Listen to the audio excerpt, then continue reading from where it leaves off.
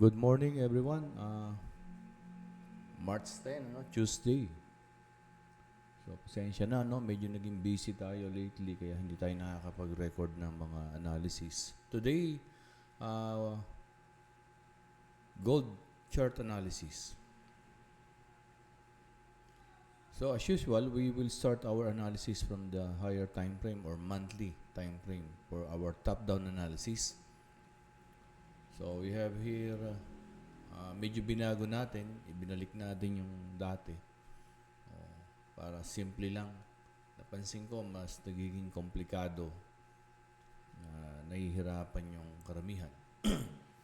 So we have here the all-time high last January and now is February na, no? And we have the support on a monthly time frame na major support dito sa February. Our all-time high is also a major resistance. But then we add another resistance since this is yellow also from the monthly time frame because itong February na to, kung mapansin nyo, nagkaroon ng liquidity sweep ito. Umakyat yung price but then seller rejected yung pag-proceed niya na umakyat. And bumaba. And now, andito siya, galing dito, nireject naman ng buyer. But still, yung month of March is bearish, ano? At kung papansinin nyo, March 10 pa lang, so, lumipas na yung 1 week. So, 1 week na yan, ito yung ibinigay na, ipinread na candlestick sa atin. Bearish candlestick. So, somehow, meron siyang rejection. Pero all in all, the March is still bearish. Then we go down weekly. Sa weekly, makikita pa rin natin yung mga mga lines na nilagay natin. Yan. Yung all-time high which is our major resistance and etong support na to na nilagay natin sa February low. So dito, hindi tayo nawawala na para hindi nakakalito. No? But then we add another resistance. Ito yung high nung February at ito yung rejection ng seller. Dun sa price na yon, so binaba uli yung price. Then here, nagkaroon ng rejection. Kaya ito, nilagay natin dito, resistance on a weekly time frame. So this whole area now from resistance monthly time frame and resistance weekly time frame is acting as a major resistance zone. Zone na siya. And then we have the support on a weekly time frame na nilagay natin last week. So this support now is acting as a support on a lower time frame or weekly time frame.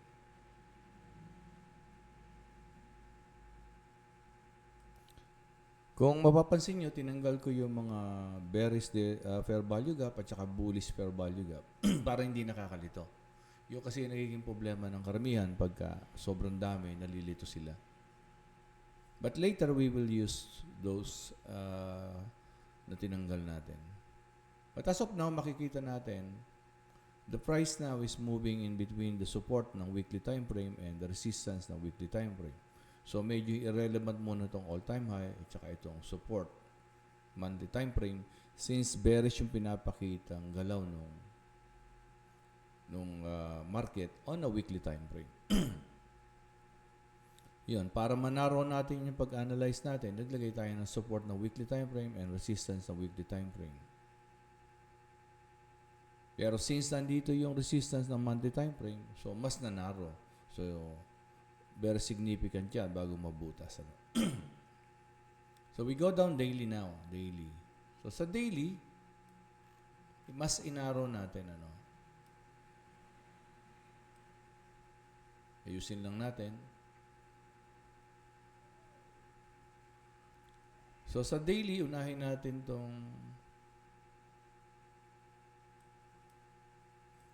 Itong bearish fair value gap. So, itong bearish fair value gap na ito dati is acting as a resistance. Pero nung mabutas na rito, kung mapapansin nyo, yun siya. Now acting as a support. Yan. Na-create naman ito nung bumaba yung market, ito, nagkaroon ng gap between this low ng candlestick na to and this high ng candlestick na to. In between, nagkaroon ng gap. So, kaya tinawag siyang very fair value gap. Na-create siya nung bumaba yung market. Pero nabutas na nga siya rito. And habang umaakyat naman yung price dito, nagkaroon ng another bullish fair value gap. Ayan. So, yung price nagkaroon ng gap between dito at doon. So, medyo iayos natin. Yan. And at the moment, this gap now is acting as a support. No. Yan. Medyo nabutas dito. Ayan. Pero, nireject ng buyer. Dito rin, nireject ng buyer. So, para hindi nakakalito, hindi ko na ilalagay ito ngayon. Medyo yung urong ko. Yan. Yan na lang. So, dito tayo ngayon. Assuming na wala pa tong candlestick na nagpiprint ngayon, yung kahapon. We try to analyze ano yung nangyari kahapon. Assuming na wala pa to, ha? Wala pa to. Yan. So, naglagay tayo ng PD high or previous day high. Ito. Itong high na to, ito yung last Friday. And the previous day low, ito naman. Para mas ma-narrow natin kung ano yung analysis natin. Assuming na ito pa lang nung kahapon, wala pa tong Monday. Ano ba yung nangyari nung Monday? Tingnan natin.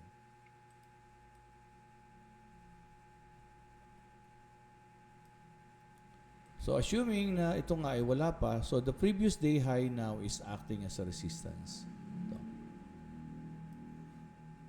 And the previous day low is acting as a support. Yan. And at the same time, ayun siya, bullish fair value gap on the daily time frame is also acting as a support. So, bago nag-print ito, yun yung sitwasyon.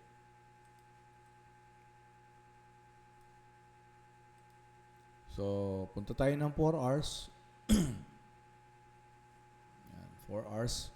So, kahapon, ito yung nangyari, no? 1, 2, 3, 4, 5, 6. 4 hours, may 6 na oras sa isang araw. So, kahapon, ito yung from this previous day high, last Friday, nagkaroon ng lumundag yung price, liquidity sweep. Pagka liquidity sweep niya, dumiretso na siya. Ayan. For 4 hours, na-reach niya yung tinatawag nating previous day low. At again, nag-liquidity sweep. At yun na nga, nagkaroon ng pag-akyat. So, nagkaroon ng parang tinatawag na pullback. Ayan, nagpo-pullback siya ngayon. So, kung mapapansin nyo, this candlestick is talagang very siya, no? Ilang oras lang na ibagsak niya, 4 hours. While itong mga ito is inabot sila ng 3-4 hours bago maiakyat. 5-4 hours bago na iaakyat uli yung price. So, this is a good breakdown and a good pullback. So, parang may binabalikan dito.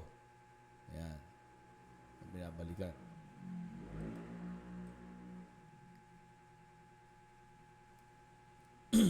Kaya lang, wala pa. Halos papunta pa lang siya dun sa previous day low nung Friday. Kaya lang, since natapos na yung Monday, iaayos ulit natin yung ating chart. Babaguhin natin. Balik ulit tayo ng daily. So, instead na dito na yung lilipat na natin sa high nung kahapon at doon sa low nung kahapon. Ayan. So, this will now be our new previous day low and our new previous day high.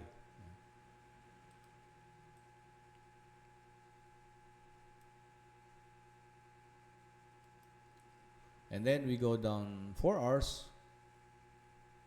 Yan. So,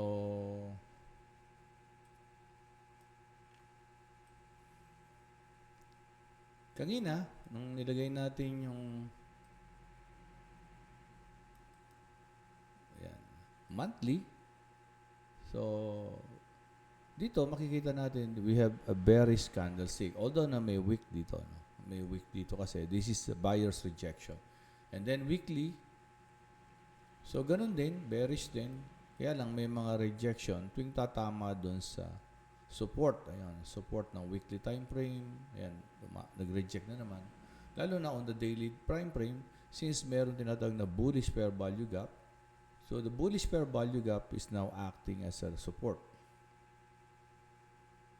So it becomes a zone, no? Ito. So, pero since mapapansin nyo, ang haba nung week na yan, somehow buyers are still, nagre-reject yung buyers na bumaba yung price. Then 4 hours,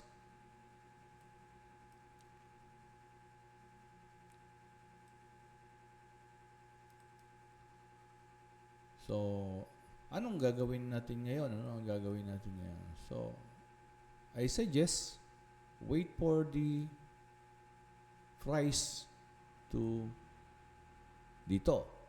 Kung mapunta dyan, hintayin natin magkaroon ng another liquidity sweep, parang ito. Ayan. Kasi at the moment, si price is nasa gitna na itong